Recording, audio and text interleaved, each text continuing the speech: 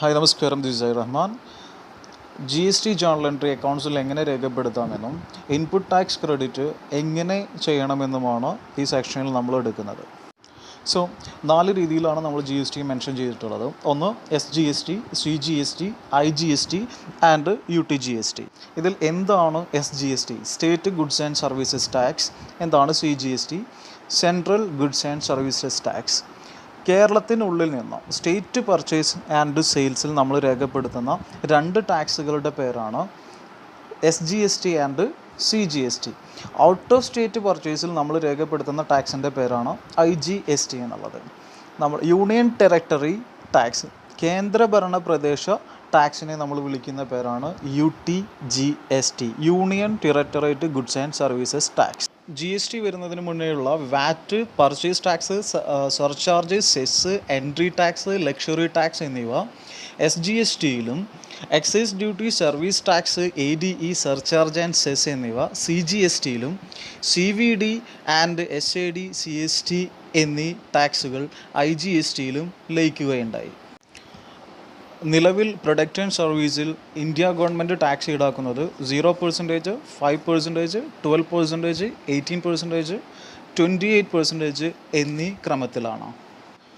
ഇപ്പോൾ നമ്മൾ പറഞ്ഞിട്ടുള്ള ടാക്സ് റേറ്റുകൾ വെച്ചിട്ട് ഒരു പർച്ചേസോ സെയിലോ വരികയാണെങ്കിൽ എങ്ങനെയാണ് നമ്മൾ അക്കൗണ്ട്സിൽ രേഖപ്പെടുത്തേണ്ടത്, ജേണൽ എൻട്രി എഴുതേണ്ടതെന്ന് നോക്കാം. ഒരു 12% പർച്ചേസാണ് നമ്മൾ ചെയ്യുന്നതെങ്കിൽ by purchase account 12%, by input S G S T 6%, by input C G S T 6%.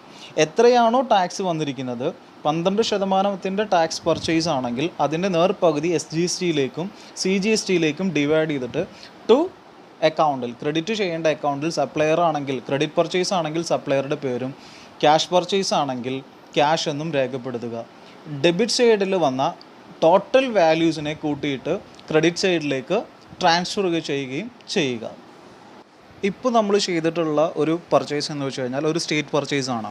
The same ടൈമിൽ നമ്മൾ ഔട്ട് ഓഫ് സ്റ്റേറ്റ് പർച്ചേസ് ചെയ്യുകയാണെങ്കിൽ അവിടെ ചെറിയൊരു മാറ്റം വരുന്നുണ്ട്. അവിടെ നമ്മൾ ടാക്സിനെ C G S T and S G S T എന്ന് പറഞ്ഞ് ഡിവൈഡ് ചെയ്യേണ്ട ആവശ്യമില്ല.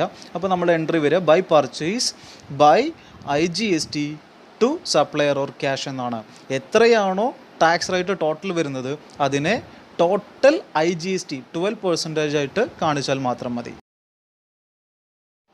അറ്റ് ദ സെയിം ടൈം നമ്മൾ ചെയ്യുന്നത് ഒരു സ്റ്റേറ്റ് സെയിലാണെങ്കിൽ നമുക്ക് ഉണ്ടാകുന്ന ടാക്സിനെ നേരത്തെ ചെയ്ത പോലെ തന്നെ output S G S T and C G S T എന്ന് പറഞ്ഞിട്ട് ഡിവൈഡ് ചെയ്ത് കൊടുക്കണം. ഫോർ എക്സാമ്പിൾ, ക്യാഷ് സെയിലാണ് വരുന്നതെങ്കിൽ ബൈ ക്യാഷ് എന്നും ടു സെയിൽ എന്നും. എത്രയാണോ സെയിൽസ് വാല്യൂ വരുന്നത്, ഇപ്പോൾ നമ്മളിവിടെ കാണിച്ചിരിക്കുന്നത് സെയിൽസ് വാല്യൂ 20,000 റുപ്പീസാണ്. അപ്പോൾ 20,000 റുപ്പീസിൻ്റെ 6%നെ എസ് ജി എസ് ടി ആയിട്ടും സി ജി എസ് ടി ആയിട്ടും കാണിച്ച് ക്രെഡിറ്റ് സൈഡിൽ വന്നിരിക്കുന്ന ടോട്ടൽ വാല്യൂവിനെ ഡെബിറ്റിലേക്ക് ട്രാൻസ്ഫർ ചെയ്യുക. ഇതുപോലെയാണ് നമ്മൾ ഒരു ജി എസ് ടി സെയിൽസിൻ്റെ സ്റ്റേറ്റ് എൻട്രി നമ്മൾ കൊടുക്കേണ്ടത്. ഓക്കെ, ഇനി നമ്മൾ നേരത്തെ പറഞ്ഞ പർച്ചേസിൽ വിട്ടുപോയിട്ടുള്ളൊരു കാര്യമുണ്ട്. നമ്മൾ യൂണിയൻ ടെറിട്ടറേറ്റ് പർച്ചേസ് ആണ് ചെയ്യുന്നതെങ്കിൽ ഐ ജി എസ് ടി ചെയ്ത സെയിം പ്രോസസ്സ് തന്നെയാണ്. ഐ ജി എസ് ടി എന്നുള്ളത് പോസ്റ്റ് ചെയ്ത സ്ഥാനത്ത് നമ്മൾ എന്ത് ചെയ്താൽ മതി, U T G S T എന്നുള്ളത് പോസ്റ്റ് ചെയ്താൽ മതി. ഇപ്പോൾ നമ്മൾ നമ്മുടെ അക്കൗണ്ട്സ് ബുക്കിൽ പർച്ചേസ് ആൻഡ് സെയിൽസ് എൻട്രികൾ രേഖപ്പെടുത്തി. ഇനി നമ്മൾ നെക്സ്റ്റ് ചെയ്യാൻ പോകുന്നത് ജി എസ് ടി അഡ്ജസ്റ്റ്മെൻറ്റ് എങ്ങനെയാണ് ചെയ്യേണ്ടതെന്ന് നോക്കാം.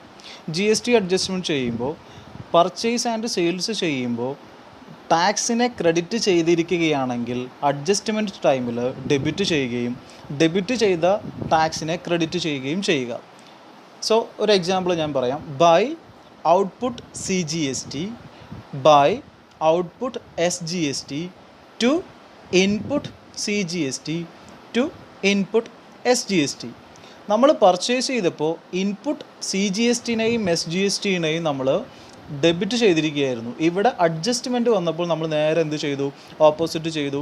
അഡ്ജസ്റ്റ്മെൻറ്റ് ടൈമിൽ ശ്രദ്ധിക്കേണ്ട ഒരു കാര്യമാണ് ഡെബിറ്റ് ചെയ്ത അക്കൗണ്ടിനെ ക്രെഡിറ്റ് ചെയ്യുകയും ക്രെഡിറ്റ് ചെയ്ത അക്കൗണ്ടിനെ ഡെബിറ്റ് ചെയ്യുകയും ചെയ്യുക. നമുക്ക് ഇവിടെ പർച്ചേസ് ചെയ്തപ്പോൾ നമുക്ക് ടോട്ടൽ ഇൻപുട്ട് ടാക്സ് വന്നിട്ടുണ്ടായിരുന്നത് എത്രയെന്ന് നോക്കാം. ടോട്ടൽ ഇൻപുട്ട് ടാക്സ് നമുക്ക് 600 വെച്ചിട്ട് 1,200 രൂപയും ഔട്ട്പുട്ട് ടാക്സ് 1,200 വെച്ചിട്ട് 2,400 രൂപയുമാണ് നമ്മൾ പ്രീവിയസ് പർച്ചേസ് ആൻഡ് സെയിൽസിൽ രേഖപ്പെടുത്തിയിരിക്കുന്നത്. നമുക്ക് എൻട്രി എങ്ങനെയാണ് ചെയ്യുക എന്നുകൂടെ നോക്കാം. ബൈ ഔട്ട്പുട്ട് CGST ഡെബിറ്റ് സൈഡിൽ 1200, ബൈ ഔട്ട്പുട്ട് SGST ഡെബിറ്റ് സൈഡിൽ 1200, ടു ഇൻപുട്ട് CGST ക്രെഡിറ്റ് സൈഡിൽ 600, ടു ഇൻപുട്ട് SGST ക്രെഡിറ്റ് സൈഡിൽ വീണ്ടും 600 രൂപ രേഖപ്പെടുത്തുക. നെക്സ്റ്റ് നമ്മൾ ചെയ്യേണ്ടത് ഡെബിറ്റ് സൈഡിനെയും ക്രെഡിറ്റ് സൈഡിനെയും ടോട്ടൽ ചെയ്യുക എന്നതാണ്. ഏത് സൈഡാണോ കൂടുതൽ വരുന്നത്, ഫോർ എക്സാമ്പിൾ ഇപ്പോൾ നമ്മളിവിടെ ഔട്ട്പുട്ട് CGST ആൻഡ് SGST 1200 വെച്ച് കൂട്ടിയപ്പോൾ നമുക്ക് 2400, ക്രെഡിറ്റ് സൈഡിൽ ഇൻപുട്ട് CGST ആൻഡ് SGST വെച്ച് കൂട്ടിയപ്പോൾ 1200 രൂപ കിട്ടി. അപ്പോൾ അതിനർത്ഥം നമുക്ക് ഡെബിറ്റ് സൈഡാണ് ഈ അക്കൗണ്ട്സിൽ കൂടുതൽ വരുന്നത്. അപ്പോൾ നമ്മൾ എന്ത് ചെയ്യുക, അതിൻ്റെ ടോട്ടൽ ബാലൻസ് ആയിട്ട് 2400 രൂപ എന്നുള്ളത് ഡെബിറ്റ് സൈഡിലും ക്രെഡിറ്റ് സൈഡിലും രേഖപ്പെടുത്തുക. ഇങ്ങനെ രേഖപ്പെടുത്തുമ്പോൾ ക്രെഡിറ്റ് സൈഡിൽ ബാലൻസ് കുറവായിട്ടാവും കാണിക്കുന്നുണ്ടാവുക. ആ ബാലൻസിനെ എങ്ങനെ ക്ലിയർ ചെയ്യേണ്ടതെന്നുള്ളത് നമുക്ക് നോക്കാം. ഇപ്പോൾ നമ്മുടെ ഡെബിറ്റ് സൈഡിനേക്കാൾ ക്രെഡിറ്റ് സൈഡ് 1200 രൂപ കുറവാണ്. അങ്ങനെ വന്നു കഴിഞ്ഞാൽ ടോട്ടൽ ചെയ്ത ബാലൻസിൻ്റെ മീതെ 1200 എന്നുള്ളത് ക്രെഡിറ്റ് സൈഡിൽ രേഖപ്പെടുത്തി ആ 1200 രൂപ എന്നുള്ളതിന് ഒരു അക്കൗണ്ട് നെയിം നമ്മൾ കൊടുക്കണം. ആ അക്കൗണ്ട് നെയിമിന് നമ്മൾ വിളിക്കുന്ന പേരാണ് GST പേയബിൾ എന്നുള്ളത്.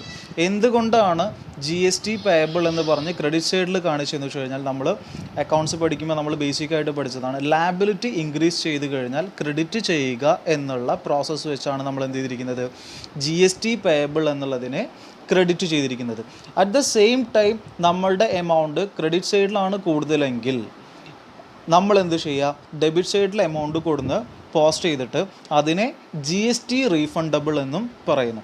GST റീഫണ്ടബിളിന് ഡെബിറ്റ് ചെയ്യാനുള്ള കാരണം, അസറ്റ് ഇൻക്രീസ് ചെയ്ത് കഴിഞ്ഞാൽ ഡെബിറ്റ് ചെയ്യുക എന്നുള്ള അക്കൗണ്ടിങ് ഇക്വേഷൻ വെച്ചിട്ടാണ് നമ്മൾ എന്ത് ചെയ്തിരിക്കുന്നത്, ആ എമൗണ്ടിനെ ഡെബിറ്റ് ചെയ്തിരിക്കുന്നത്.